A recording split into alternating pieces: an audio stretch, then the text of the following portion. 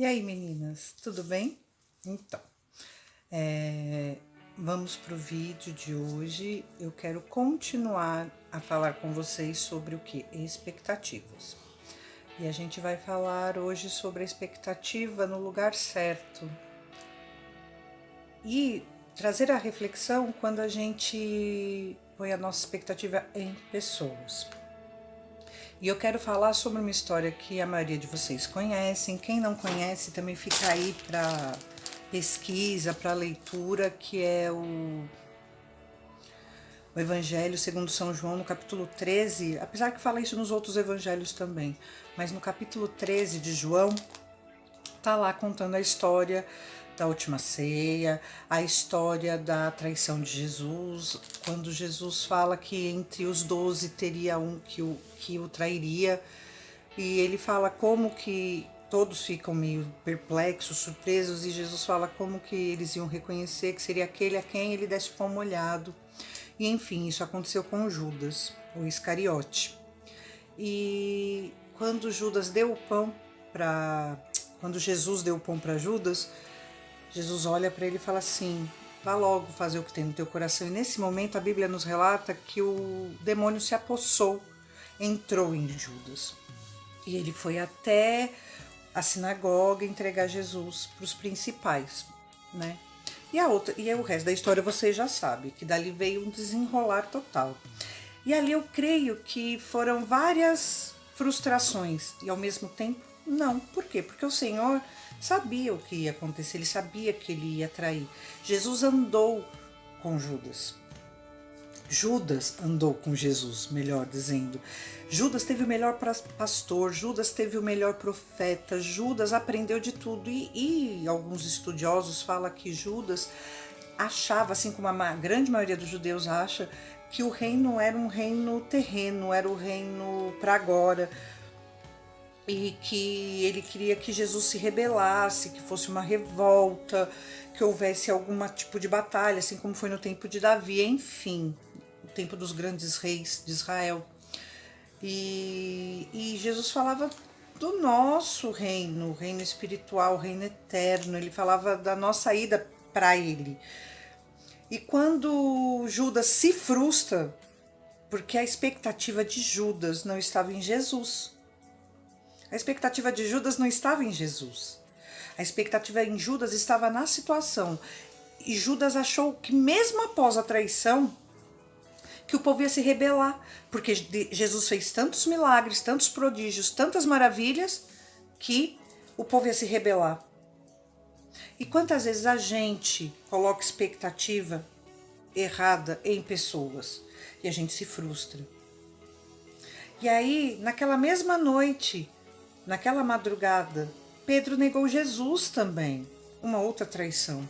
Imagine a frustração de Cristo. E por que eu estou falando isso? Porque a gente conversa aqui nos meus vídeos sobre tratamento de caráter, sobre tratamento de compulsividade, sobre controle de si próprio. Um compulsivo, ele não tem controle de si mesmo. Ele é escravo. Ele é escravo. E quando Jesus passa por tudo isso, ele passa para a honra e glória de Deus. E Deus glorificou o Filho. Depois de 3 dias ele ressuscitou. Mas ele passou por todas essas provações. Por isso que o próprio Jesus nos disse: tem de bom ânimo, porque eu venci o mundo, ser forte e corajoso. E por aí vai. E aí, tudo isso que eu estou te falando está lá em João 13. Se você ler o capítulo, você vai entender melhor. Eu só estou aqui fazendo um esboço para que você consiga me entender. Jesus conhecia Judas. Jesus conhecia a intenção do coração de Judas. E mesmo assim, o amou. A última frase de Jesus para Judas foi: o que fazes aqui, meu amigo? Isso ele estava lá no Jardim das Oliveiras, lá na hora que ele veio com os soldados para prender Jesus. Jesus chamou Judas de amigo. Ou seja, Jesus até ali estava pronto para perdoar. E a gente é tão difícil de perdoar o nosso semelhante, o nosso irmão. E eu quero ler para vocês uma coisa que está aqui na Bíblia, que está em... Cadê?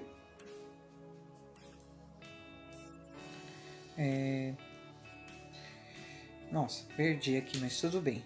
Tá aqui. Em Mateus 27, 3 está assim: então Judas, o que o traiu, vendo que Jesus fora condenado, tocado de remorso, devolveu as 30 moedas de prata aos principais do sacerdote. Ele ficou com remorso, ele não estava arrependido. Essa é a diferença. Essa é a diferença. Sabe o que aconteceu com Pedro? Pedro se arrependeu de ter traído Jesus. E depois que Judas foi lá e devolveu as moedas, jogou no templo, ele saiu e foi se enforcar. Não conseguindo se enforcar, a Bíblia fala que ele se partiu ao meio. Depende da tradução, enfim. O que eu quero dizer com isso é assim, que a gente tem que colocar a nossa expectativa no Senhor. Porque o Senhor não nos frustra. Entende? E no terceiro dia ele ressuscitou. Sim, Jesus ressuscitou para cumprir aquilo que estava escrito pelos profetas. Ele foi traído, ele foi humilhado, mas mesmo assim ele soube, e calado por madeira. E calado. Entendem o que eu quero dizer?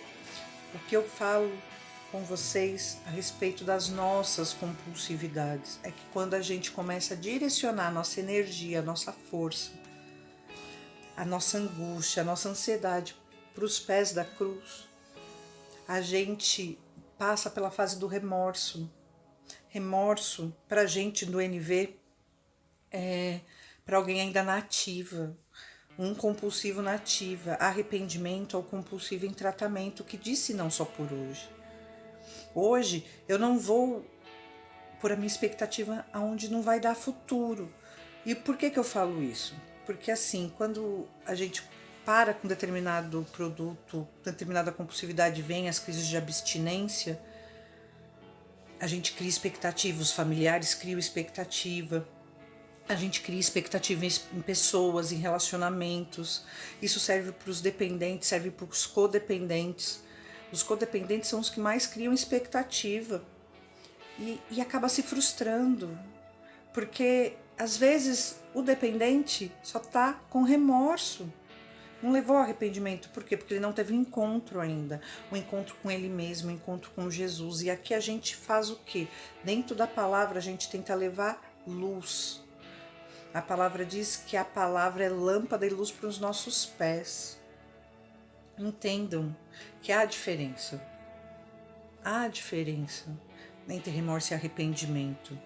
Então vamos aprender, meninas, a colocar as nossas expectativas nos pés da cruz, nos pés de Jesus Cristo. Ele sim é o nosso foco. Amém? Então repete aí comigo. Eu me abraço a você, eu uno meu coração ao seu, para que juntas possamos fazer o que sozinhas não conseguimos. Só por hoje. E é isso. Não vamos endoidar que nem Judas. Não vamos endoidar. Porque Judas colocou a expectativa no lugar errado, enquanto o Senhor esperava uma outra coisa dele. O Senhor estava pronto para perdoar ele, porque ele ia o trair. E é ponto. Ia se cumprir a palavra, a promessa. Em Atos 1, eu não lembro o versículo, mas acho que é 1:6 ou 1:13, sei lá. Em Atos 1 diz assim que quando Judas trai Jesus, é para se cumprir a palavra que o rei Davi disse, que aqueles que iriam trair o Redentor é Cristo. E é isso. Então isso ia acontecer, mas Jesus estava pronto para perdoar. Ele estava pronto para perdoar. Ele foi para aquela cruz por amor por mim e por você. Entendem? E aí a gente vai continuar falando sobre um pouco mais de expectativas. E eu quero falar um pouquinho mais sobre esse Jesus. O Jesus que quer a nossa expectativa. Ele cria expectativas em nós, mas ele não frustra nenhuma. Jesus não perde batalha. Jesus não perde o controle. Jesus não perde a posição. Amém, meninas? Continue assistindo, compartilhe o vídeo. Se vocês acharem, a minha rede social vai estar aí no descritivo do vídeo. Me segue, se precisar conversar comigo, me manda mensagem, direct. Eu vou responder e juntas vamos buscar uma solução. é do chocolate ao crack. Não importa o tipo de compulsividade, não tenha vergonha. Jesus, ele quer o que? Abrir a gaiola, mas quem sai dela é você. Jesus, ele vem, ele quebra, ele despedaça os ferrolhos, ele quebra as grades, mas quem sai voando da gaiola é você. Dê esse passo de fé, vem voar, vem ser livre, venha ter uma nova vida. Beijo, Deus abençoe e até o próximo vídeo. Lembrando, só por hoje. Tchau, tchau.